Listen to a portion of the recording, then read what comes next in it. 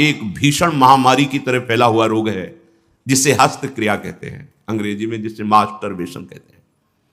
इससे बालकों से लेकर के बड़े तक का यह संहार कर रहा है महामारी।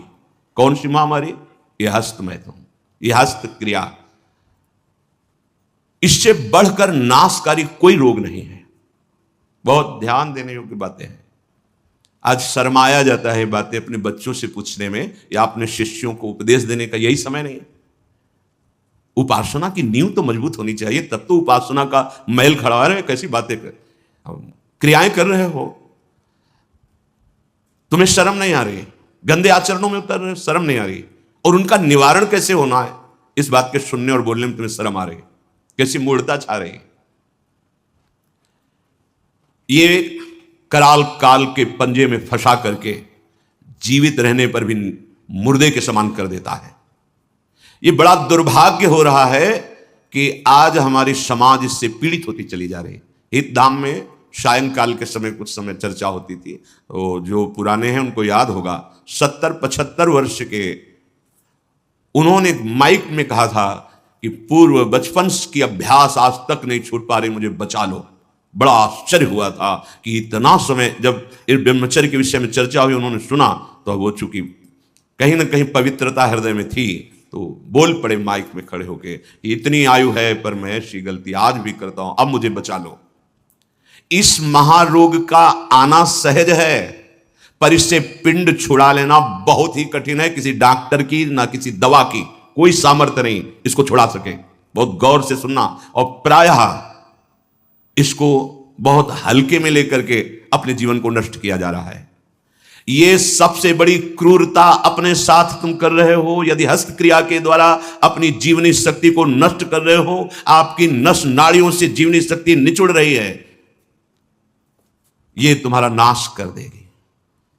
इस क्रिया से जितनी हानि उठानी पड़ती है वो हम वर्णन नहीं कर सकते। ये अनिष्टकारी क्रिया खिलवाड़ में सीख जाते हैं बच्चे।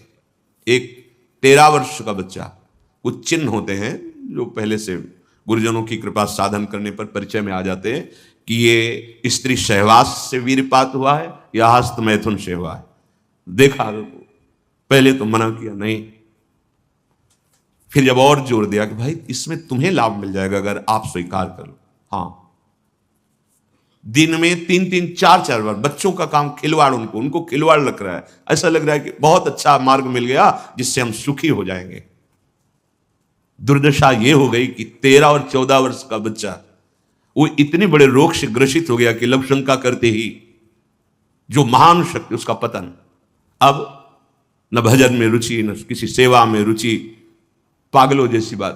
तुमको समझाया जी, क्या स्मृति का लोप हो रहा है, कोई उत्साह नहीं, एक जीवन मृत तुल्य बच्चा है यार, बच्चा, जहां कहीं कोई गुंजाइश नहीं। जैसे अग्नि के ऊपर चला जाए तो कैसे चला जाएगा, एकदम पैर ऐसे ये अवस्था किशोर अवस्था है, ब्रह्मचर्य पूर्ण जीवन, एकदम उछलता हुआ जीवन, तेज। कैसा भी कोई हो, किशोर अवस्था बड़ी सुंदर अवस्था होती है, प्रकाश आता है, क्योंकि उस समय तक गलत संबंध। आज तो किशोर अवस्था प्रारंभ होने से ही ये दुर्दशा, मोबाइल, कुसंग, ये सब बहुत नष्ट कर रहा है। इसे खिलवाड़ समझा जाता है। और दुर्भाग्य की बात कि जो हमारे सलाहकार हैं वो उनको कहते हैं इससे रिलैक्स हो जाओगे। ओ अंग्रेजी का शब्द है वो, हाँ कौन सा, जो भी स्टेशन हो फ्रस्ट्रेशन, बोले उससे मुक्त हो जाओगे, होश में, होश में। ये उन महापुरुषों के वचन हैं जो ब्रह्माकार वृत्ति में स्थित है। जैसे किसी लकड़ी में घुन लग जाता है और वो खोखली हो जाती है, ऐसे ही शरीर जर्जर हो जाता है। बहुत बहुत सावधानी की जरूरत है। ये मतलब इस हस्त क्रिया के द्वारा आगे चल करके वो नितांत नपुंसकता को प्राप्त हो जाता है। नशों में ऐसा दौर्बल्य, ऐसी कमजोरी आ जाती है कि वो सहवास के लिए सोचा मात्र खत्म हो गया। सहवास की योग्यता खत्म हो जाती, गृहस्थ मार्ग में चलने लायक नहीं रहता, संतान उत्पन्न करने की सामर्थ्य नहीं रहती। बहुत सावधानी की जरूरत है। इससे खिलवाड़ मत समझो। किसी भी औषधि में, किसी भी डॉक्टर में कोई भी ऐसा उपाय नहीं है जो इसे छोड़ सके। आपकी स्वीकृति ही एकमात्र है, सत्संग ही एकमात्र है, भगवत चिंतन, भगवत कृपा ही एकमात्र उपाय है कि इस महान रोग से, और ये वायरल की तरह फैल रहा है, जैसे कोरोना वायरल नहीं था ऐसे फैल रहा है। छोटे छोटे बच्चे जो अभी जानते भी नहीं, वो इतने से संस्कार पड़ रहा है, अच्छा लग रहा है। अब वो जीवन भर, अगर अभी तो नहीं, अभी सुधर जाए, नहीं जीवन भर नहीं रोक सकता, नहीं रोक सकता। या तो सदगुरु कृपा हो जाए और बहुत शासन हो और वो स्वयं उस शासन को स्वीकार करे तो निकल सकता है, नहीं बड़े बड़े इस महामारी से नहीं निपट सकते। इसके लिए कोई इंजेक्शन नहीं तैयार हुआ अभी तक कि आप जाओ रोग खत्म। ये स्वयं स्वीकृति में बैठा हुआ महामारी है और ये वायरल की तरफ फैल रहा है। नवीन पीढ़ी का सर्वनाश। और कुछ महानुभाव ऐसे हैं कि इसको बता रहे हैं तो नेचुरल है, ये स्वाभाविक है, प्राकृतिक चलता है, ये कोई, अरे तुम सर्वनाश को तुमसे प्राकृतिक बता, स्वाभाविक बता रहे हो? नहीं, बहुत सावधान। आप लोग दुर्भाग्य का निमंत्रण मत दें। ये दुर्भाग्य है, ऐसा दुर्भाग्य है कि आपकी दिनचर्या ही नहीं हो सकती। कभी भी व्यभिचारी की एक जैसी दिनचर्या बहुत काल तक नहीं हो सकती। 2-4 दिन प्रयास करेगा, गिर जाएगा। ब्रह्मचर्य कभी भी दिनचर्या में फर्क नहीं पड़ने देगा, चाहे जैसी स्थिति हो। चाहे जैसे शरीर नहीं उठ पा रहा तो उसका चिंतन भागवती होने लगेगा।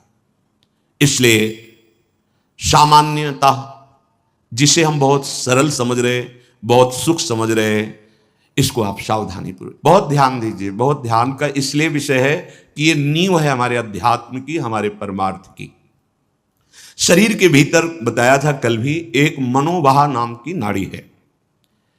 इस नाड़ी का कार्य है मथानी जैसे नहीं, दो दूध दही का मंथन करे तो मक्खन निकाल देती है। ये इतनी चिंतन से गर्म हो जाती नाड़ी, तो वीर पूरे शरीर के रक्त के साथ है।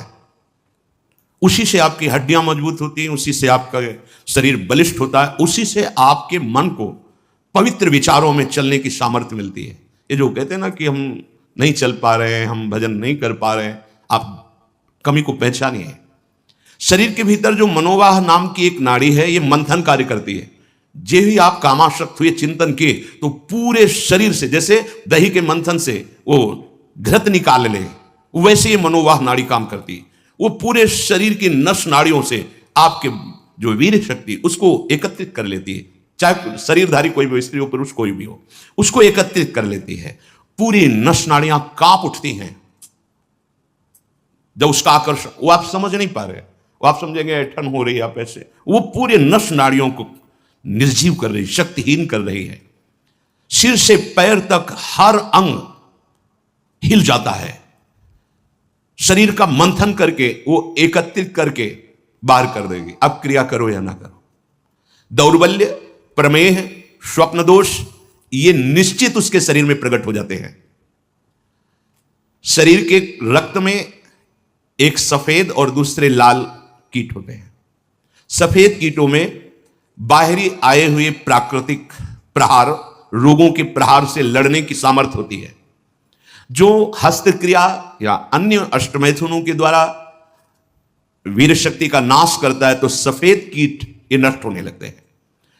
अब जो लड़ने की सामर्थ्य थी प्रकृति से, गर्मी, सर्दी, बरसात, मान अपमान, निंदा, स्तुति और रोगों से, वो क्षीण हो गई।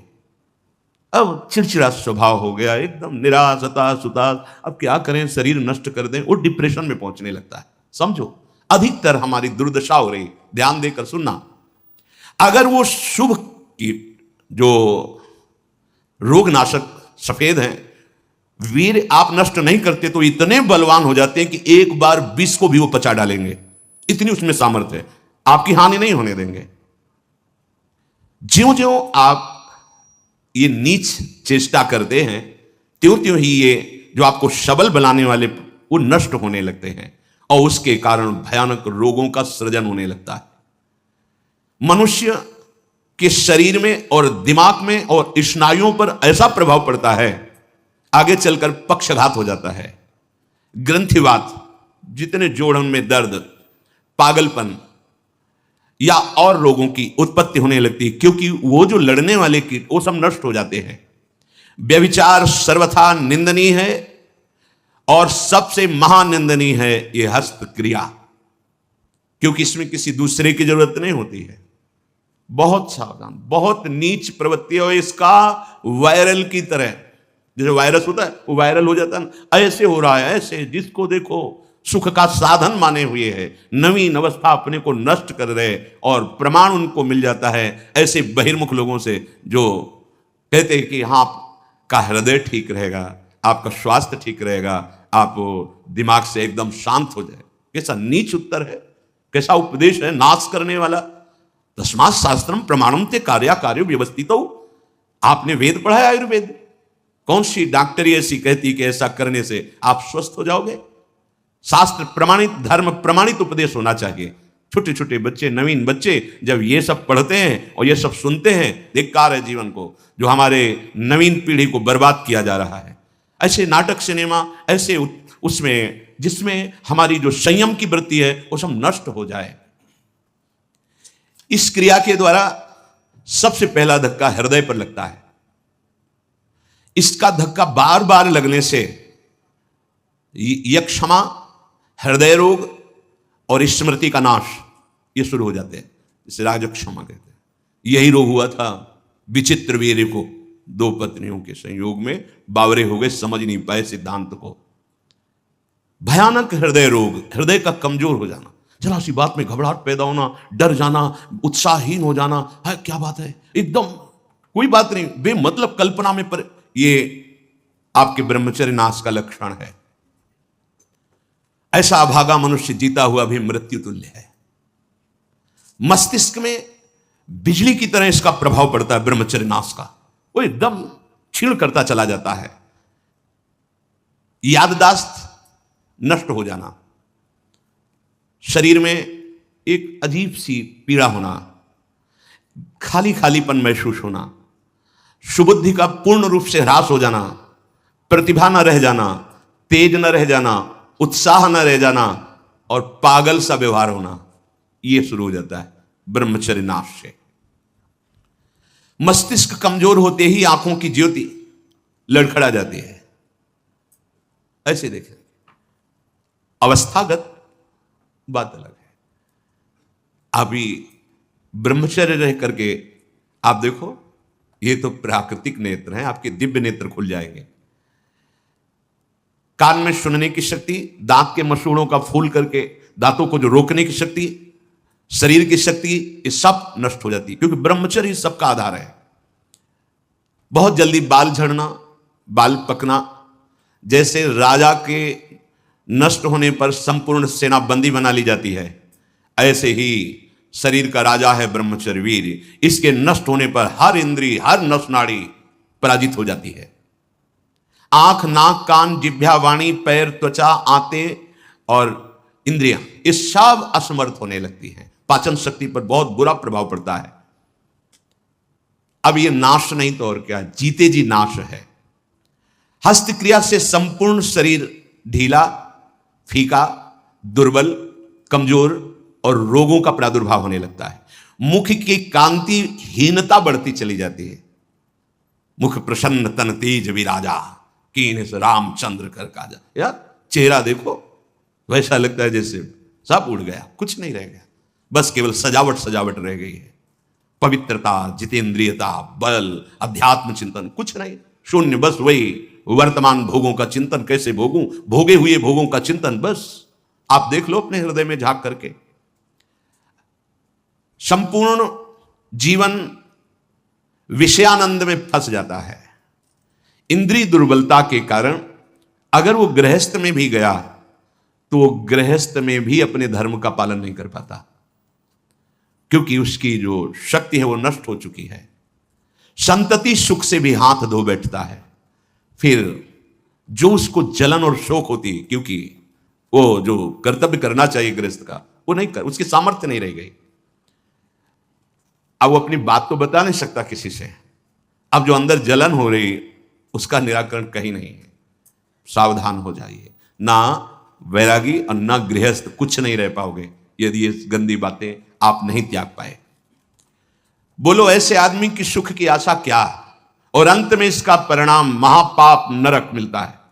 ऐसा थोड़ी है कि आप सोचो कि मेरा शरीर मैं जो चाहूं कर लूं, नहीं नहीं, आपको दिया गया ये भागवतिक है, आपको प्रभु की तरफ से मिला है। जैसे आपका शरीर है और अभी रिपोर्ट कर दी जाए कि आप अपने शरीर को नष्ट करना चाहते, आपको दंड मिलेगा इस बात का। आप शरीर का सदमार्ग में प्रयोग कीजिए, आप इसका असत मार्ग में आप इसको नष्ट करने का अधिकार नहीं रखते। यहां भी तो फिर भागवतिक विधान में तुम्हारा इतना अधिकार कहां कि तुम इसे मनमानी नष्ट कर दो। दुर्बल चित्त हो जाता है, संयम बिल्कुल नहीं रहता। जब कभी उसको इसका दोष अनुभव में आता है सुनने में, तो प्रतिज्ञा करता है, पर ऐसी हजारों प्रतिज्ञाएं वो रोज करता है, रोज तोड़ता है। क्यों? क्योंकि वो बल ही नहीं रह गया है। जो इस वासना से पीड़ित है, अगर थोड़ा भी हृदय सात्विक है तो शर्मिंदा रहता है, उसकी अजीब स्थिति अंदर रहती है, खुलकर किसी से बात नहीं कर सकता, आंख मिलाकर बात नहीं। और जो मलिन हृदय का होता है वो इतना अकड़ करके इतना राक्षसी प्रवृत्ति का हो जाता है, बिल्कुल ढीठ। ये दो वृत्तियां आती हैं जो ब्रह्मचर्यहीनता होती, यह तो इतनी शर्मिंदगी, थोड़ा सा भी हृदय अगर सात्विक है वो ग्लानि, और यह भी इतनी दुष्टता। जो आनंद में हसमुख होना चाहिए वो उदास, एकदम तेजहीन।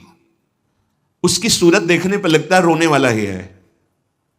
स्वभाव में रुक्षता होती है, चिड़चिड़ापन, क्रोधी, निस्तेज, आंखें अंदर धंसने लगती, यहां खालीपन होने लगता है, एक खालीपन, एक काला सा चिन्ह। बहुत बहुत सावधान।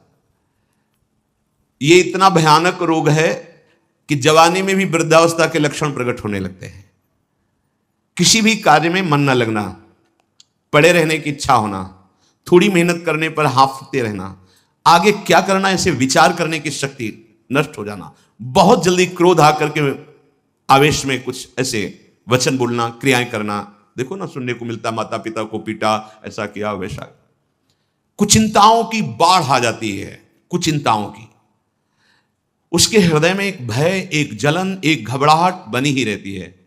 थोड़ी सी बात उसको पहाड़ जैसी मालूम होती है, विचार के द्वारा काट नहीं पाता है।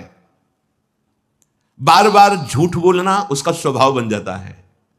बार बार भूख लगना या जठराग्नि का मंद पड़ जाना, ये दो दोष होते हैं। अन्न ना पचना या तो बार बार ऐसा लगना कि खाऊं। और मलबद्धता आते, जब वीर शक्तिहीन हो जाती है तो मल को पकड़ने लगती है, उनमें सामर्थ्य नहीं रह जाती पचाने की या मल निकालने की, तो कब्जियत बनी रहती है। नींद का या तो नाना और या आना तो कुंभकर्ण जैसे सोना, पड़े हैं ऐसे दो। उठते समय निरुत्साह, आलस्य, आंखों को बहुत भारीपन होना, नहीं खुलने देना, ऐसा।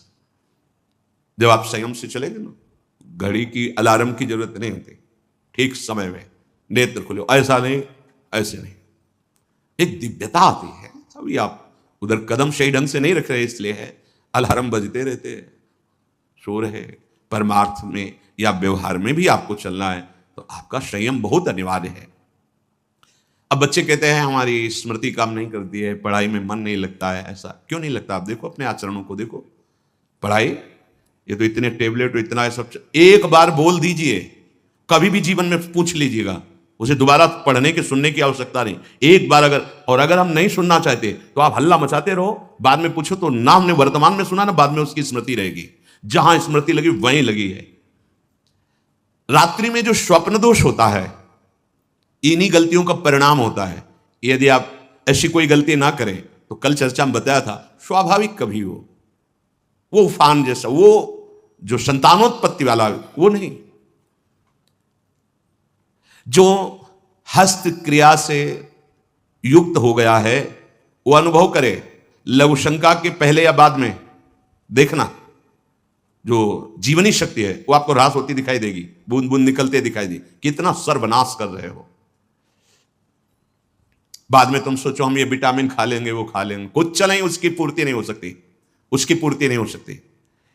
आगे इसमें आता है, ये जो आयुर्वेदिक औषधियां दी जाती हैं ये बलिष्ठ होती हैं, और ये चूंकि आपकी प्रवृत्ति गलत है, वो बलिष्ठ होकर आपको और कामोत्तेजना प्रदान करेंगी, तुम रोक कैसे पाओगे? संयम नहीं। इसलिए कोई औषधि नहीं है, आप स्वयं औषधि हैं उसके। आपका दृढ़ निश्चय और कुछ व्यायाम, प्राणायाम, आहार शुद्धि और नाम जप, इससे आप शासन में ला सकते हैं। इस बात को कौन अपने बच्चों को बैठाल कर समझा रहा है? अगर वो नहीं है तो सावधान हो जाएंगे कि अगर कोई ऐसी बात बताता है तो माता पिता ने मुझे पहले सिखा रखा है कि ये बहुत नाशकारी क्रिया है, कभी ऐसा नहीं करना। आप बताते हैं क्योंकि आपको फुर्सत कहाँ है, आप अपने मनोरंजन में मस्त हैं, आपको यही लगता है खिलाना पिलाना ही केवल बच्चों का प्यार दुलार है। नहीं, कभी बैठा लिए, उनकी दिनचर्या देखिए, आप उनसे पहले इस महान दुर्गुणों का आगाह कीजिए कि ऐसी ऐसी बातें आगे कोई तुम्हें सिखा सकता है या तुम्हें है तो नहीं, जानकारी करनी चाहिए। अगर कभी ऐसा हो तो मत, ऐसा मत करना। जो नवयुवक हैं, हाथ पैरों के जोड़ों में दर्द मालूम दे रहा है, शिथिलता हो रही, दिमाग में एक सनसनी बनी रहती है, आपको ये अश्लील चित्र देखना अच्छा लगता है, गंदी बातें करना अच्छा लगता है, ये सब उसी हस्त क्रिया का परिणाम है। जिनको बार बार एक स्वाभाविक लघुशंका लगती, एक बार बार ये आपका लक्षण है कि आपने ब्रह्मचर्य का नाश बहुत अच्छे से किया है। कोई भी हो, गृहस्थ हो, विरक्त हो, कोई भी हो, हाथ पैर में कंपन होना, चेहरे पे मुहासे उभर आना, एकदम उठ के खड़े हुए अंधकार सा छा जाना, स्मरण शक्ति का लोप हो जाना, चित्त का अत्यंत चंचल रहना, दुर्बलता, प्रतिज्ञा पूरी ना करना, कोई भी कार्य पूरा ना करना, दिमाग में हर समय गुस्सा गर्मी छाना, नेत्रों में जलन होना, क्षण में गुस्सा क्षण में शांत, माथा, कमर, मेरुदंड, छाती, इनमें दर्द होना। ये बिल्कुल ध्यान से सुन लीजिए।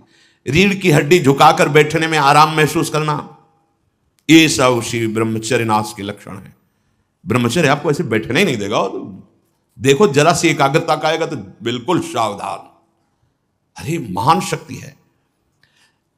मुख से दुर्गंध और शरीर से दुर्गंध आने लगती है जो अपनी इस ब्रह्मचर्य शक्ति का नाश करता है, दुर्गंध युक्त शरीर हो जाता है।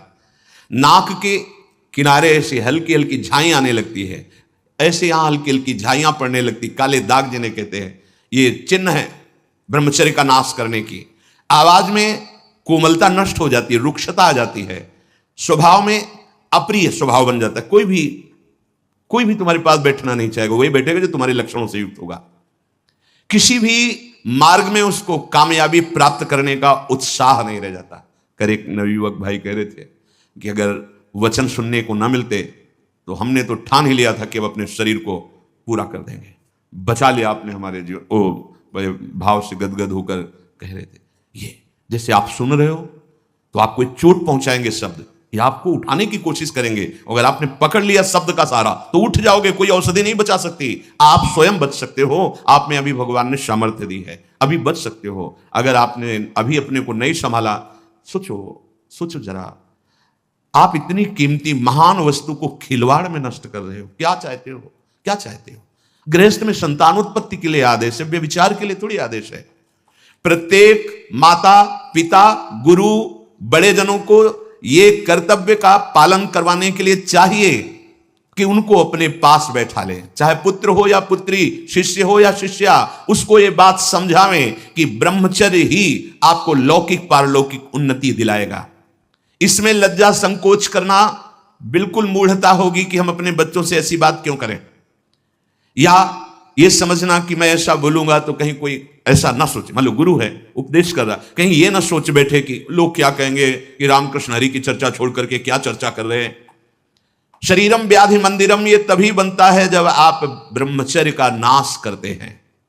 अतः माता पिता से, गुरुजनों से सबसे प्रार्थना है कि संकोच लज्जा छोड़कर अपने प्रियजनों को पास बैठाल कर, चाहे बच्चा हो या बच्ची हो, संयम की शिक्षा जरूर बतावें कि कैसे हम अपने जीवन को, भविष्य को, आप क्या समझते हो, अच्छे अच्छे पदार्थ पवा दिए, खूब पैसा लगा करके उनकी सुविधाएं दे दिए, लेकिन वो जो आचरणहीन हो रहे हैं, जो जीवनी शक्ति का नाश कर रहे हैं, किस उन्नति में जाएंगे? जब अंदर ब्रह्मचर्यहीनता आती है तब नशा करने की इच्छा होती है, क्योंकि वो विक्षिप्तता सही नहीं जाती है। वो गांजा, चरस, ड्रग्स, ये वो, अब उस नशे की उत्तेजना में और नष्ट होता चला जाता है। आप अपने ब्रह्मचर्य का नाश किए, आपके अंदर उस विक्षिप्तता को सहन करने की सामर्थ्य नहीं रही, आप नशे पे उतर गए, अब नशा आपको सर्वनाश की स्थिति में पहुंचा दिया। ये बहुत गंभीर विषय है जीवन का। केवल फर्राटेदार श्लोक बोलकर उनके अर्थ कर देने से समझ में नहीं आएगा। पहले आप अपने आचरणों को सुधारिए, अपनी जीवनी शक्ति की रक्षा कीजिए, तो बिना उपदेश के भी अंदर से आप ऊंचाई पर चढ़ने लगेंगे। और चाहे जितना उपदेश दे लो और चाहे सुन लो, अगर आचरण पवित्र नहीं है तो जहां हो वैसे ही रहोगे, क्योंकि आचरण पवित्रता ही आपको उठाएगी। तो इसलिए माता पिता या गुरु को ब्रह्मचर्य का स्पष्ट वर्णन करने में कभी लज्जा नहीं मालूम होनी चाहिए। और बड़ी दुर्भाग्य की बात हो रही है कि घर परिवार के लोग तो कोई ऐसा बता ही नहीं रहे, और अध्यापक भी इसकी तरफ नहीं बोल रहे। अध्यापक अगर 15 मिनट का समय केवल दैनिक दिनचर्या की पुष्टता के लिए दिया जाए तो हमारे नवीन पीढ़ी की जो उज्ज्वलता है वो प्रकाशित हो जाए। अब हमारे तो समय में ऐसा पढ़ाया नहीं गया था, लेकिन नवीन बच्चे जो जुड़े उन्होंने बताया कि ये सब विषय पढ़ाया जाता है, तो उसके संयम का शब्द नहीं, ऐसा तो कुछ नहीं बताया गया है। क्या है ये जीवन? आप उस जीवन को पतन की तरफ ले जा रहे हैं। ये विद्या है। विद्या तो विनय सिखाती है, विद्या तो संयम सिखाती है, विद्या तो भविष्य को उज्जवल करने वाली वस्तु होती है। क्यों विद्या को कलंकित किया जाए?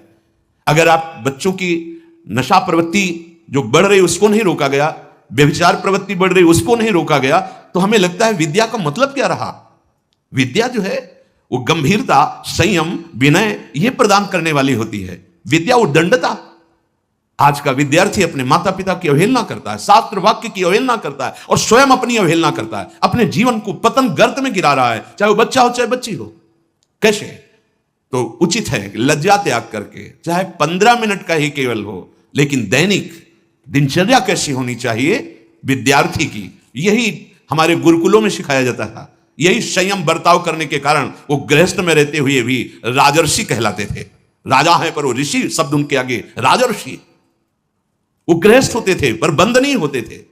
आज हम किस दशा को पहुंचते चले जा रहे हैं? अरे तुम न गृहस्थ हो न विरक्त हो, तुम भगवान के निज जन हो। मनुष्य शरीर भगवान की प्राप्ति के लिए हुआ है। हाँ, तुम्हें भगवान ने गृहस्थ मार्ग दिया, किसी को विरक्त दिया है। अपने अपने कर्तव्य की पूजा करते हुए भगवान को प्राप्त करो। ये मनुष्य जीवन का परम लाभ है। अपनी कोई भी गुप्त बात अपने गुरुजनों से छुपानी नहीं चाहिए। ये अपनी तरफ गुरुजन माता पिता अपने जनों को समझाएं और अपनी सावधानी कि कोई भी गलती वो तुम्हारी गलती नहीं है। तुम्हारा मन बुद्धि, तुम्हारी इंद्रियां तुम्हें गलत फंसा रही हैं, तुम निर्णय नहीं कर पा रहे हो, तो तुम अपनी बात अपने प्रियजनों से, गुरुजनों से जो सही सलाह दे सके उनसे आप रखो। डरो मत, आप उसे छुपाओ मत, घबराओ मत कि अगर हम ऐसा कहेंगे तो हमारे प्रति गंदी दृष्टि हो जाएगी, तो नीच। ऐसा नहीं होता। ऐसे जैसे डॉक्टर होता है, हम उसको अपनी बात बताते हैं तो सही दवा देता है, ऐसे ही गुरुजनों से जब हम अपनी कमी बताते हैं तो कृपा करते हैं। वो आराध्य देव से प्रार्थना करते हैं, वो हमें ऐसे उपदेश देते हैं जिसके कारण हम ऐसे दलदल से ऊपर उठ जाते हैं। पर हम वो पूछे भी तो हम छुपाना चाहते हैं। इतना प्रिय मानते हैं मन बुद्धि को। मन बुद्धि के द्वारा हमारा जो पतन कराया जा रहा है, हम उसको इतना छुपा के रखते हैं कि करुणा करके यदि गुरुजन पूछे भी तो हम उसे झूठ बोल देते हैं कि नहीं ऐसा कुछ नहीं है। नहीं, आप इतना साथ मत दीजिए इस दुष्टता की प्रवृत्तियों का कि आपका बहुत पतन हो जाए और आप पुनः चढ़ने लायक न रह जाएं अध्यात्म मार्ग में। कई लोग ये समझते हैं कि यदि हम समाज में ब्रह्मचर्य की बात, हस्तक्रिया आदि की बात, शिशु मैथुन आदि की बात करेंगे तो कहीं लोग हम पर ऐसा न सोचे कि ये कैसे शब्दों का उच्चारण कर रहे हैं। बिल्कुल नहीं, लज्जा नहीं करनी, क्योंकि जो नहीं जानते हैं वो इस बात को जानकर सावधान हो जाएंगे और जो गलत करते हैं वो अपने को बचाने की चेष्टा करेंगे। कुसंग में पड़ा हुआ बिना सत्संग के नहीं निकल सकता। बुराइयों को दबाने के लिए अच्छाई क्या है ये जानकारी होनी आवश्यक है। इसीलिए सदाचारी और ब्रह्मचारी बनने के लिए जो सदगुरु के वचन हैं, संतों के वचन हैं, शास्त्र के वचन हैं, उनको सुनो। उसमें लज्जा का भाव मत रखो। यदि गुरुजन अच्छे ढंग से अपने शिष्यों को समझाएं तो प्रभाव पड़ता है। यदि माता पिता अपने बालकों और बालिकाओं को बैठाल कर समझाएं तो अच्छा प्रभाव पड़ता है। यदि स्कूल में कुछ ही मिनट जो अध्यापक जन हैं इस विषय पर प्रकाश डालें तो उसका प्रभाव पड़ता है। जितनी धातु पौष्टिक औषधियां ली जाती हैं वो सब शोध के देखी गई, उनमें बलवर्धक होता है। और आपकी वृत्ति कामोत्तेजक है तो वो बल आपके अंदर काम वृद्धि ही करेगा जाके। बहुत ध्यान देने योग्य बात है कि ये आयुर्वेदिक औषधि ले लेते हैं, ये ले लेते हैं तो आपको आपकी गति गलत है, इसलिए पावर जाएगा औषधियों का, गलत ढंग से ही प्रयोग हो जाएगा।